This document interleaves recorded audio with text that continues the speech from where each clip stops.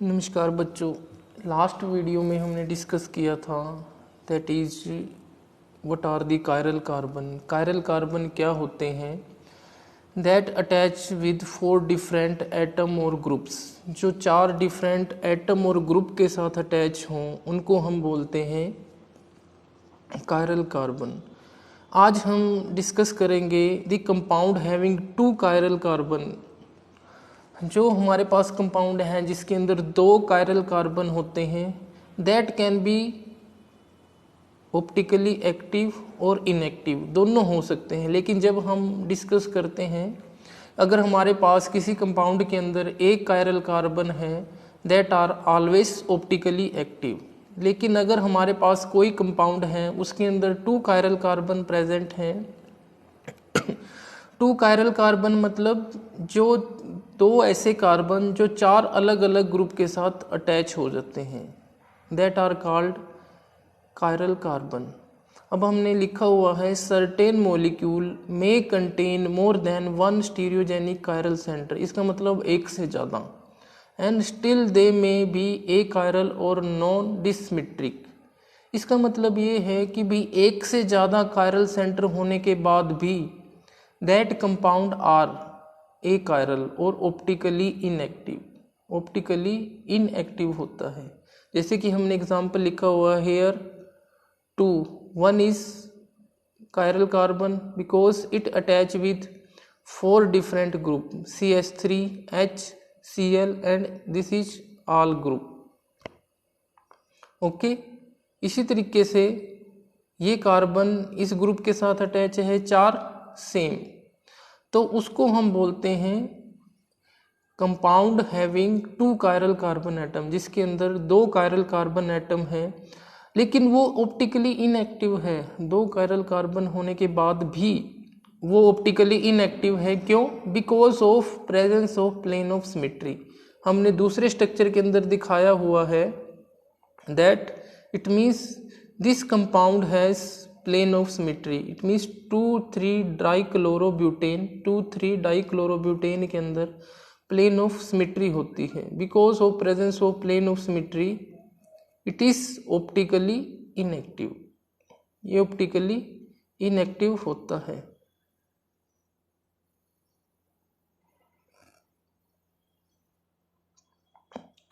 The next topic जो हमारा है that is chiral molecule not containing any chiral carbon atom. दूसरी तरह के कायरल मॉलिक्यूल हमारे पास प्रेजेंट हो सकते हैं जिसके अंदर कोई कार्बन एटम नहीं है, यानी कि कायरल कार्बन नहीं है लेकिन एक एक्सिस है। For example there are certain molecule known to exist which are chiral even though they do not contain any chiral carbon atom. अब यहाँ पे आप देखो दिस इज कंपाउंड, इसको हम एलीन्स बोलते हैं। एलीन कंपाउंड है ये। एलीन मीन्स जो एडजेसेंट कार्बन एटम के पास डबल बॉन्ड हो।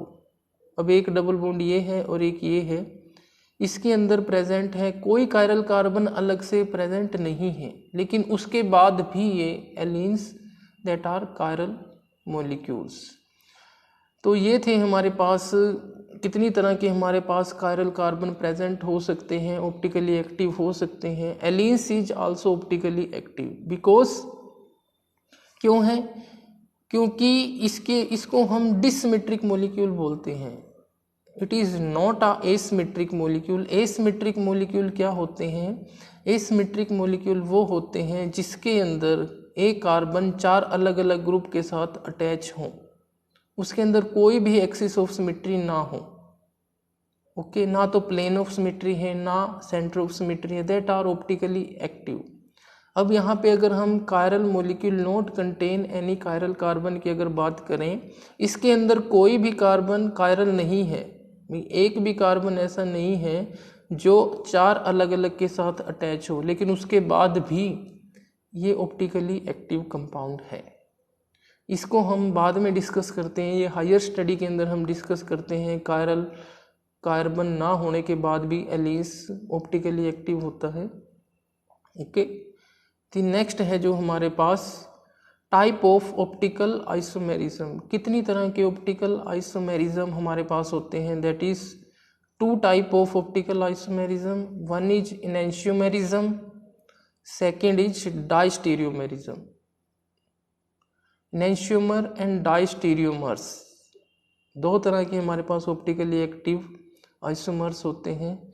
सबसे पहले enantiomer की अगर हम बात करें, such isomer whose molecular structure are non-superimposable mirror image of each other and which rotate the plane polarized light equally but in opposite direction are now known as enantiomer. enantiomer क्या होते हैं? enantiomer एक दूसरे की mirror image होते हैं। For example हमने एक लैक्टिक एसिड का एग्जाम्पल यहाँ पे लिया है, दैट इज लैक्टिक एसिड। इसकी अगर हम मिरर इमेज लेते हैं, सेकंड फिगर के अंदर इसकी मिरर इमेज है। अगर फिगर 1 को हम फिगर सेकंड के ऊपर एज इट इज रख देते हैं, that does not cover it's mirror image. ये अपनी मिरर इमेज को कवर नहीं करती। इसका मतलब that are non superimposable mirror image of each other. तो enantiomer क्या होते हैं? enantiomer are the non superimposable mirror image of each other, जो प्लेन पोलराइज लाइट को रोटेट कर देते हैं equally but in opposite direction. Opposite direction का मतलब क्या है? फॉर एग्जाम्पल अगर हम फिगर 1 के अंदर देखें, अगर ये किसी प्लेन पोलराइज लाइट को 5.6 डिग्री पे अगर ये रोटेट करता है, 56 डिग्री पे अगर ये रोटेट कर देता है, तो सेकंड जो इसकी मिरर इमेज है वो इसको -56 डिग्री पे रोटेट करेगी।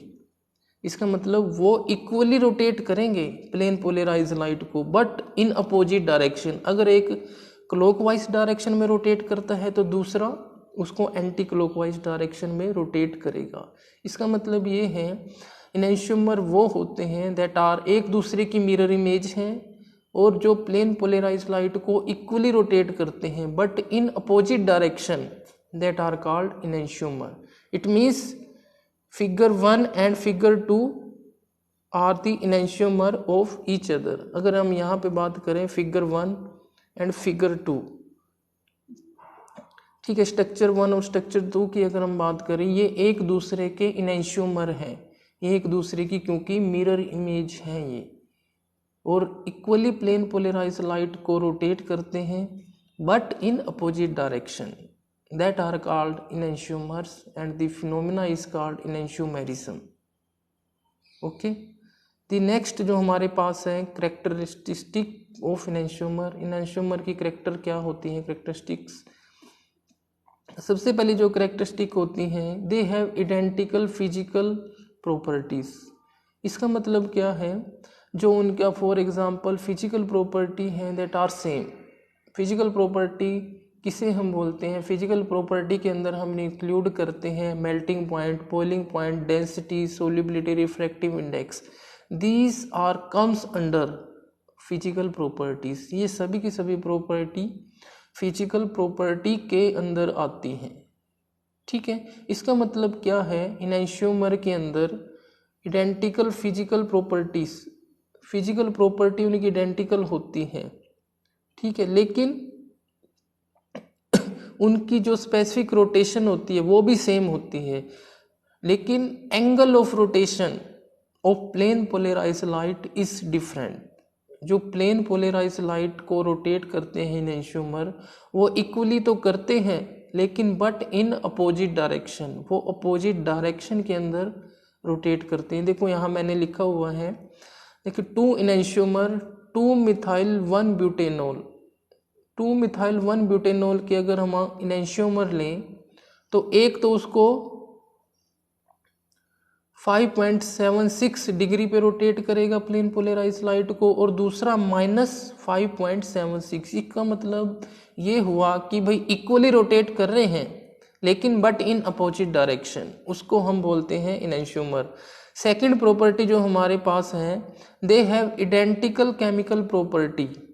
इसका मतलब उनकी मोस्ट ऑफ रिएक्शन इक्वल होती हैं, लेकिन डिफरेंट कहाँ होता है? Accept in the reaction with other optically active compound. For example हमारे पास enantiomer है, वो किसी भी ऑप्टिकली इनएक्टिव के साथ जब रिएक्ट करते हैं तो उनकी जो केमिकल प्रॉपर्टीज होंगी वो सारी सेम होंगी। इसका मतलब उनकी रेट ऑफ रिएक्शन सेम होगी, टाइम वो सेम लेंगे रिएक्शन कंप्लीशन का, लेकिन डिफरेंट कहाँ होंगे, सिर्फ और सिर्फ जब इनैंशियोमर किसी दूसरे ऑप्टिकली एक्टिव के साथ रिएक्ट करेंगे। ओके, नेक्स्ट है हमारे पास property, they have different biological property. अब ये ध्यान देने वाली बात है, मैक्सिमम फिजिकल और केमिकल प्रॉपर्टी उनकी सेम होती है, लेकिन बायोलॉजिकल प्रॉपर्टी उनकी डिफरेंट होती है। They have different biological properties. कैसे डिफरेंट होती हैं? फॉर एग्जाम्पल अगर हम बात करें प्लस शुगर का मतलब जो हमारे पास शुगर, जितनी भी शुगर है, सुक्रोज हो गया, ग्लूकोज हो गया, that are comes under sucrose, या फिर शुगर के अंडर वो सारे आते हैं, play important role in the animal metabolism. यानी कि प्लस शुगर है, यानी कि जो उसको क्लॉकवाइज डायरेक्शन में रोटेट करते हैं प्लेन पोलराइज लाइट को, जो भी शुगर प्लेन पोलराइज लाइट को क्लॉकवाइज डायरेक्शन में रोटेट करती है, वो मेटाबॉलिज्म के अंदर इम्पोर्टेंट रोल प्ले करती हैं। लेकिन माइनस शुगर यानी कि जो उसके बिल्कुल अपोजिट होती हैं, that does not metabolise at all, वो मेटाबोलाइज नहीं करती। फोर्थ प्रॉपर्टी है हमारे पास, जब इक्वल क्वांटिटी ऑफ इनैंशियोमर। अब इक्वल क्वांटिटी का मतलब क्या है? फॉर एग्जांपल हमने एक इनैंशियोमर लिया, फॉर एग्जांपल हमारे पास कोई भी ए मिरर इमेज उसकी बी आ गई, इसका मतलब एक दूसरे को अगर ये नहीं ढकते, या फिर अगर हम कोई और एग्जांपल लें जो एक दूसरे को, फॉर एग्जांपल डी है और इसकी मिरर इमेज ऐसे आ जाती है, this is the mirror image of,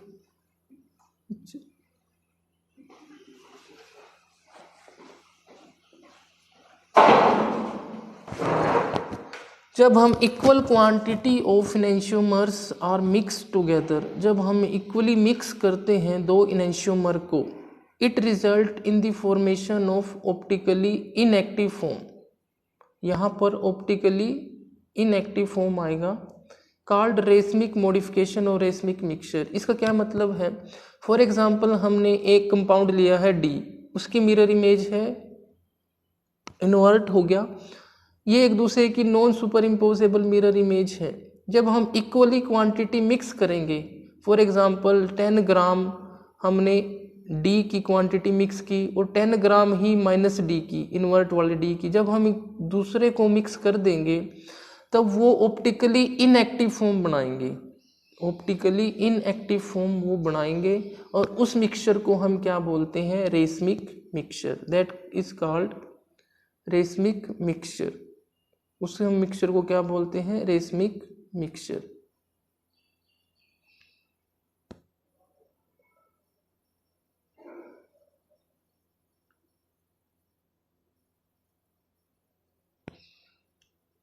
next is enantiomerism and optically activity. Enantiomerism और ऑप्टिकली एक्टिविटी में क्या कनेक्शन है, वो कैसे एक दूसरे से रिलेटेड हैं? तो इसके लिए एक सिंपल है, chirality, it means non super imposability image, जो एक दूसरे को मिरर इमेज हैं जो हमारे पास नॉन सुपर इम्पोज, जो मिरर इमेज एक दूसरे को नहीं ढकती, पूरी तरह से कवर नहीं करती, that are optically active compound, वो क्या होते हैं? ऑप्टिकली एक्टिव कंपाउंड होते हैं। ठीक है, यही फंडामेंटल एंड सफिशिएंट कंडीशन है ऑप्टिकली एक्टिविटी के लिए। यानी कि सबसे पहले मिरर इमेज क्या होनी चाहिए? Non superimposable mirror image होनी चाहिए, उनके अंदर कोई भी सिमेट्री ना हो, for example plane of symmetry ना हो, सेंटर ऑफ सिमेट्री ना हो। अगर mirror image non superimposable है तो वो ऑप्टिकली एक्टिव होंगे। नेक्स्ट है हमारे पास फ्लाइंग वेज फॉर्मूलाज। हमारा नेक्स्ट टॉपिक है दैट इज फ्लाइंग वेज फॉर्मूले। फ्लाइंग वेज फॉर्मूला क्या होता है? फॉर एग्जांपल जब the tetrahedral formula can drawn in a somewhat different but more convenient way known as flying wedge formula. जो हमारे पास tetrahedral formula होते हैं टेट्राहेड्रल फॉर्मूला क्या होता है, जिसके अंदर 2 atom in one plane, 1 atom above the plane and 1 is below the plane, उसको हम क्या बोलते हैं, टेट्राहेड्रल फॉर्मूला। जब टेट्राहेड्रल फॉर्मूला को हम कन्वेनिएंट वे में या फिर 3 डायमेंशनल फॉर्मूला भी हम उसको क्या देते हैं, जब उसको हम मोर कन्वेनिएंट वे में लिखते हैं उसको हम क्या कहते हैं, फ्लाइंग वेज फॉर्मूला। और इस फॉर्मूला को ड्रा करने के लिए हम यूज़ करते हैं, for drawing this formula the molecule is oriented in space is such a way that 2 bond to the stereo center point toward the observer while the other 2 bond did away from the observer। तो इस तरह से Orient होता है molecule कि भी जो 2 atoms हैं जो स्टीरियो सेंटर के साथ अटैच होते हैं, 2 तो बिलो द प्लेन चले जाएंगे और 2 अबव द प्लेन चले जाएंगे, ठीक है, उनको हम बोलते हैं flying wedge formula. The bond pointing toward the observer, जो बॉन्ड ऑब्जर्वर की तरफ पॉइंट होंगे उनको हम वेज ड्रॉन हॉरिजॉन्टली, उनको हम हॉरिजॉन्टली ड्रॉन करते हैं, और जो अवे फ्रॉम द ऑब्जर्वर होते हैं उनको हम डॉटेड लाइन से वर्टिकली पॉइंट करते हैं। फॉर एग्जांपल, जैसे कि हम लैक्टिक एसिड का ही एग्जांपल लेंगे, लैक्टिक एसिड का एग्जांपल में हम मॉलिक्यूलर मॉडल भी लिखेंगे, टेट्राहेड्रल मॉडल भी लिखेंगे और फ्लाइंग वेज फॉर्मूला भी लिखेंगे। कैसे, अब आप यहाँ पे देखो, एक तो मैंने लिखा हुआ है मॉलिक्यूलर मॉडल, लैक्टिक एसिड का मॉलिक्यूलर मॉडल है स्ट्रक्चर, और एक हमने लिखा हुआ है टेट्राहेड्रल स्ट्रक्चर। अब आप टेट्राहेड्रल के अंदर देखो, जो एक्चुअल बॉन्डिंग शो की हुई है, that is it means this methyl and carboxylic group are in plane, OH group that is shown by dark that are above the plane and that is dotted line that is below the plane।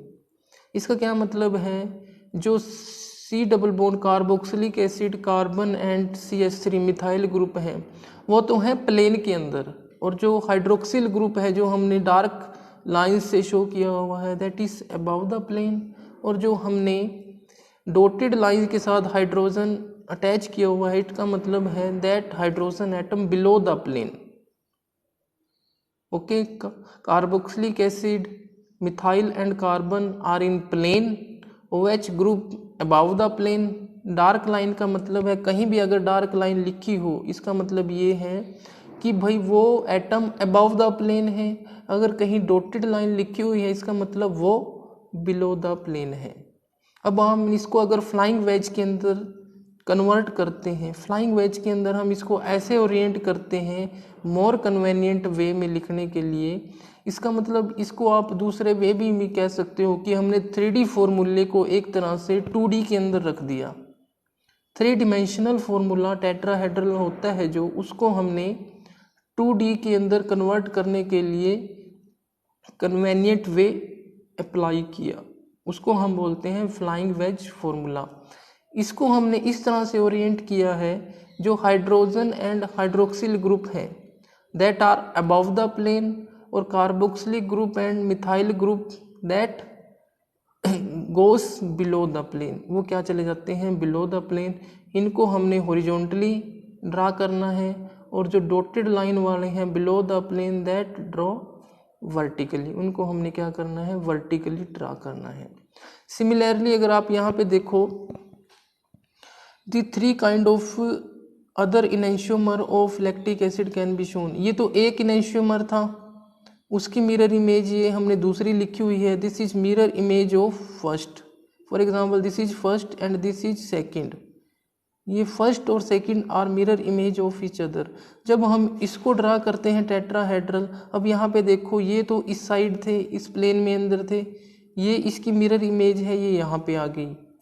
तो अगर हम इसको flying veg के अंदर लिखें तो just हमने क्या किया है, हाइड्रोक्सिल और हाइड्रोजन, हाइड्रोक्सिल ग्रुप और हाइड्रोजन की ही सिर्फ पोजीशन चेंज की है।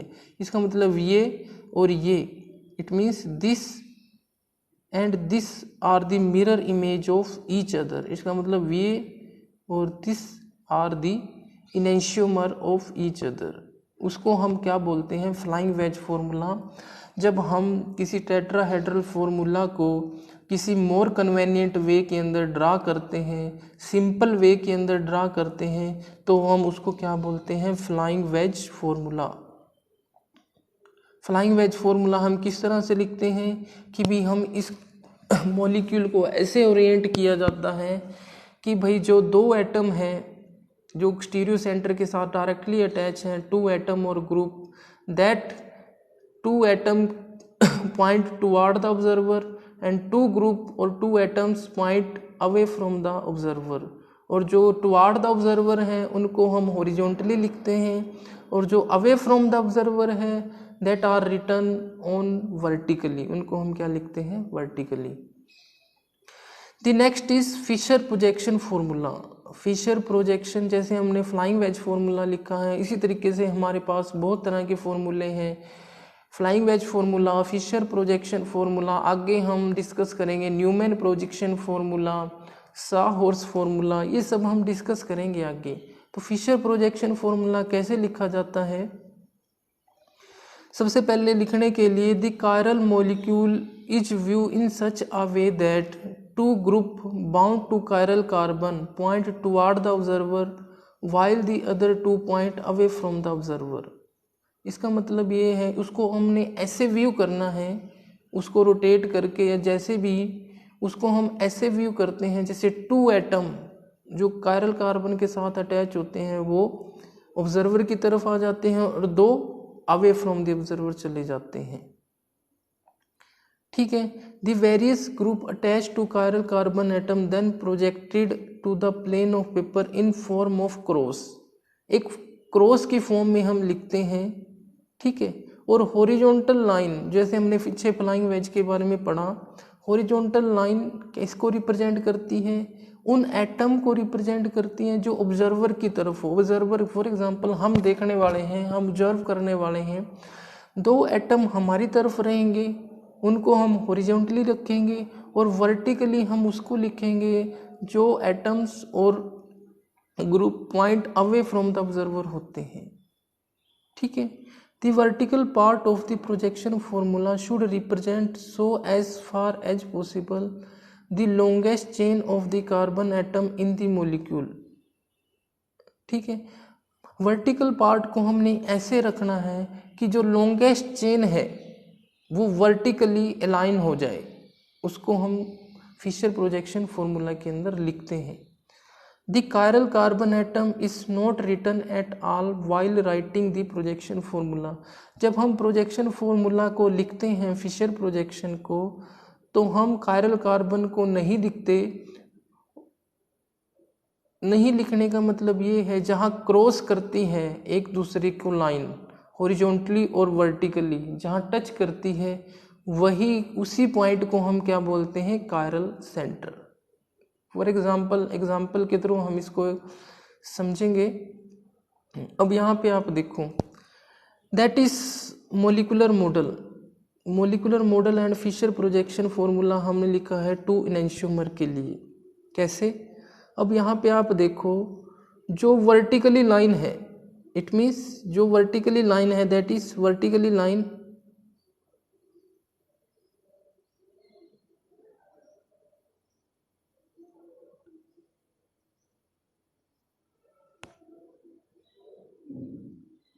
जो वर्टिकली लाइन है हमारे पास, that are the bond pointing away from the observer. वो किसके अबोव है? जो हमारे पास वर्टिकली लाइन है, vertically line means that point away from the observer. ये बॉन्ड ऑब्जर्वर से पीछे हैं। ऑब्जर्वर का मतलब, इसको अगर आप फ्लाइंग वेज फॉर्मूले की तरफ लिखना चाहें तो इसको हम डॉटेड लाइन से शो करेंगे।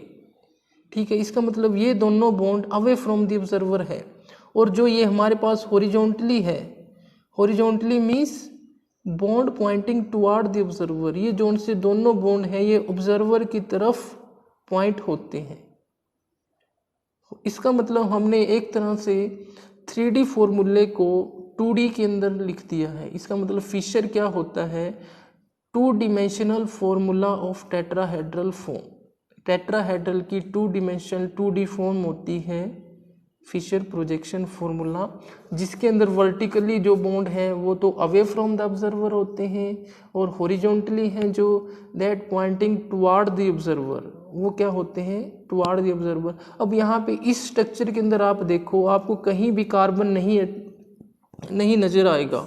तो कार्बन हम किसको मान लेते हैं, जो जहाँ पे वर्टिकली और हॉरिजॉन्टली लाइन क्रॉस करती है एक दूसरे को, उसको हम, उस पॉइंट को हम क्या मान लेते हैं, कायरल सेंटर। इसका मतलब ये कायरल सेंटर है, इसके जहाँ एक दूसरे को क्रॉस कर रही हैं lines, that are the chiral carbon. Okay, इसी तरीके से इसका इनैंशियोमर हम लिख रहे हैं, दूसरा इनैंशियोमर जिसके अंदर हाइड्रोजन और हाइड्रोक्सिल ग्रुप की पोजीशन चेंज हुई, that are enantiomer of each other. ये एक दूसरे के क्या है, इनैंशियोमर है। नेक्स्ट इज हमारे पास है